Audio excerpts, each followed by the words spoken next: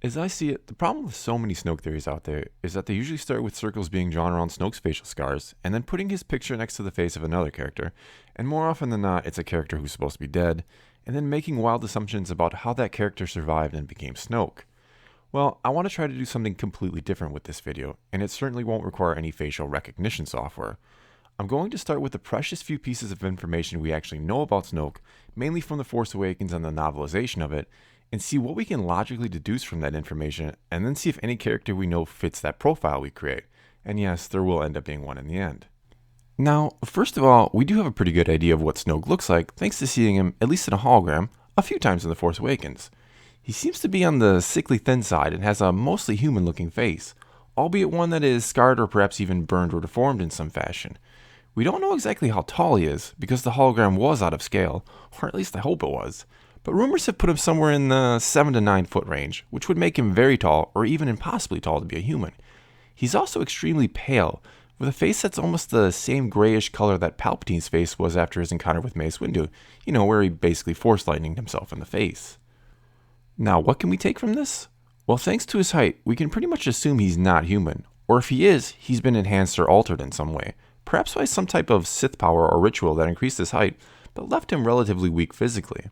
Now, this is possible because we've actually seen something similar to this in the Clone Wars series, when Savage Opress, brother of Darth Maul, was infused with dark side power in a ritual conducted by the Witches of Dathomir.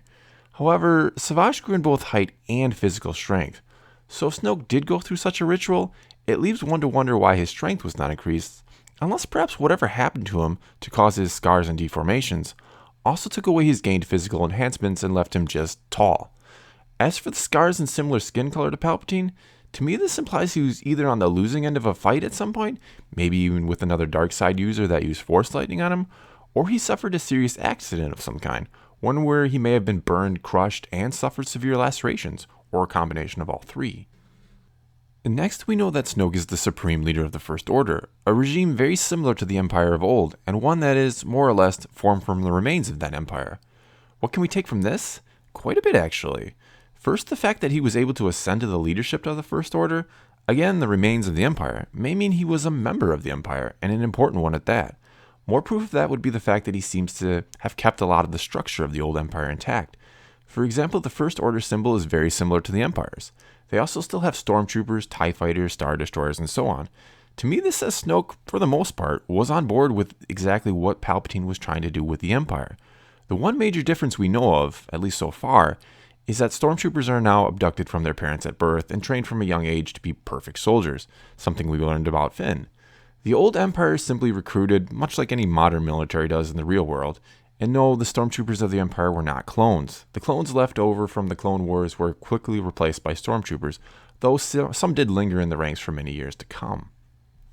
The next thing we know, thanks to the novelization of The Force Awakens, is that Snoke witnessed the rise and fall of the Empire, which means he was likely around to see Palpatine turn the Republic into the First Galactic Empire, which means he's probably at the very least 65 years old or even older. He also seemed to have an insider's perspective on that rise and fall, and we know this because at one point in the novelization, he tells Kylo Ren that it wasn't poor strategy or arrogance that brought down the Empire, but rather sentiment. This again points to him not only being within the ranks of the Empire, but also that he very much agreed with just how Palpatine ran things and blames Vader's one moment of weakness on its downfall. But what it also implies is that he somehow knows exactly what happened in the confrontation between Vader, Luke, and Palpatine, something only Luke should know and likely told no one other than Leia and maybe Han about. Snoke even goes on to say this to Kylo Ren in the novelization at one point, which proves he knew exactly what happened at that fateful final encounter. Such a simple thing, such a foolish error of judgment, a momentary lapse in an otherwise exemplary life. Had Lord Vader not succumbed to emotion at that crucial moment, had the father killed the son, the Empire would have prevailed, and there would be no threat of Skywalker's return today. Okay, so how might Snoke know what happened? That it was actually Vader that killed the Emperor to save his son, Luke? Again, something, when you think about it, only Luke should know? Well, one way would be Kylo Ren told him, because Luke at one point told Kylo, who would have been Ben Solo at this time. Thanks to the book Bloodline, we know that the truth was kept hidden from Ben Solo about his grandfather for most of his life, up until the point it became public knowledge that Vader was actually the father of Princess Leia, roughly 6 years before the events of The Force Awakens this came out. at which point Leia was forced to send a message to her son, who was still training with Luke at this time, telling him he was the grandson of Darth Vader. It is very likely that at this point Luke told him exactly how events transpired, that in the end Vader was redeemed and once again became Anakin Skywalker. So perhaps at one point Kylo told this same story to Snoke, though I highly doubt it. Why? Because in The Force Awakens Leia says to Han, it was Snoke that turned their son to the dark side. In the novelization, it is revealed that Leia somehow knew that Snoke had been watching their son from the shadows for years. Why would he be doing that? Because he learned long before the rest of the galaxy that Luke and Leia were the children of Darth Vader, making Ben Solo the grandson and one to watch and recruit someday. Okay, so how exactly did Snoke know what happened during the final encounter on the second Death Star? Well, this one might be a stretch, and then again it might not. It would explain both his interest in Ben Solo and how he knew that Vader turned back to the light and saved his son at the last moment. What if Snoke witnessed everything personally? What if he was actually there on the second Death Star, watching the whole thing quietly from the shadows? What if he had a vested interest in the outcome because he was a secret apprentice of Palpatine's and was going to either challenge Luke or Vader, whoever came out the victor, for the place beside the Emperor to be the apprentice Sith? Again, maybe a stretch, but maybe not, because a lot of things are pointing to the fact that Snoke was a part of the Empire and was powerful enough to be an apprentice of Palpatine. He is, after all, the master of Kylo Ren during the time of The Force Awakens. We also know that Palpatine was not opposed to replacing Vader as an apprentice. This was heavily alluded to in the Vader comic books, which are very much canon and part of the larger story they're supposedly weaving for us to piece together. So what else do we really know about Snoke? Well, the last piece of real curious information comes again from the novelization of The Force Awakens. At one point, Snoke says to Kylo Ren that, "I have never had a student with such promise before you." This is interesting because it confirms that Kylo Ren was not his first student. So does that mean he's had a few failed students in the 30-year gap between Return of the Jedi and The Force Awakens? Or maybe he's much older than we realize and he's had a great many students throughout his lifetime, but that Kylo is the most promising of all of these. I'd guess, though I could be wrong, that he tried to train a few other students in the time between Jedi and Force Awakens, all the while keeping his eyes on the real prize, Ben Solo, and waiting for the perfect moment to turn him to the dark side and make him his apprentice. Keep in mind what I said earlier about what we learned in the book Bloodline. Ben Solo only learned about his grandfather being Darth Vader 6 years before the events of The Force Awakens. Before that, he had been a student of Luke Skywalker, which means there are about 24 years that Snoke would have had to try out other apprentices before he finally landed the one he really wanted, that being Ben Solo. So now, taking all of this into account, is there anyone in the current canon that would fit neatly into this identity we've established for Snoke? Yes, as a matter of fact there is, Gallius Rax.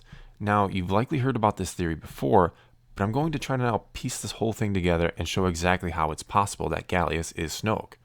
First, if you don't know who Gallius Rex is, or anything about this theory, I'll go over it briefly.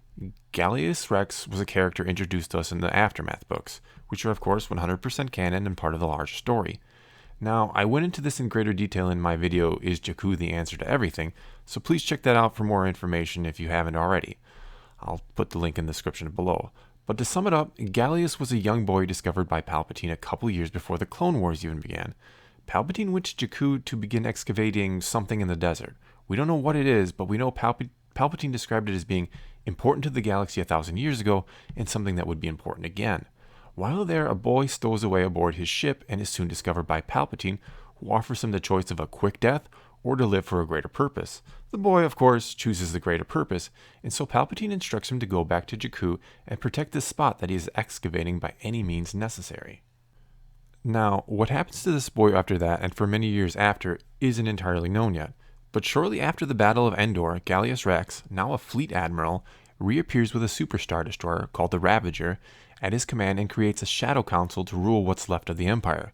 He then promotes Rey Sloane, a character who first appeared in the book A New Dawn, then an Imperial captain, to Grand Admiral and makes her the public face of the new Empire, all the while playing puppet master behind the scenes.